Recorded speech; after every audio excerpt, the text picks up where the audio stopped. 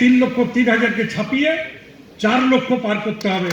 এই লক্ষ্য নিয়ে আমরা আমাদের যিনি প্রার্থী শত্রুঘ্ন সিনহাজিকে আমাদের নেত্রী মমতা বন্দ্যোপাধ্যায়ের কাছে পৌঁছাতে পারি যে দিদি আবার আসানসোল জিতেছে, 3 লক্ষে জিতেছিল গতবার, এবারে 4 লক্ষে জিতেছে।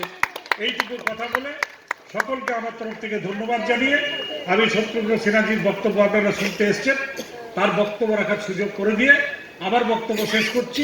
জয় হিন্দ, বন্দে মাতরম, তৃণমূল কংগ্রেস জিন্দাবাদ, মমতা ব্যানার্জি জিন্দাবাদ, অভিষেক ব্যানার্জি জিন্দাবাদ। জয় বাংলা। ধন্যবাদ মলয়দাকে। এবার আমরা ডেকে নেব আপনারা যার বক্তব্য শোনার জন্য অনেকক্ষণ ধরে অপেক্ষা করছেন। দেখুন, 13.5 কোটি টাকা রেজাল্ট শিট ইতিমধ্যেই মানুষের মধ্যে সাংবাদিকদের হাতে তিনি তুলে দিয়েছেন।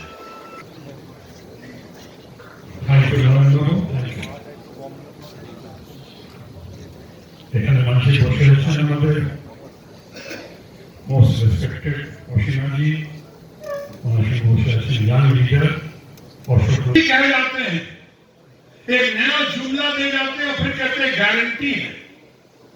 ठीक कहा इन्होंने मोले बाबू ने कि पहले की गारंटी है, क्या हुआ? पहले की गारंटी जो कहा था 15 लाख रुपया देंगे, 2 करोड़ नौकरी देंगे, बहुत हुई महंगाई।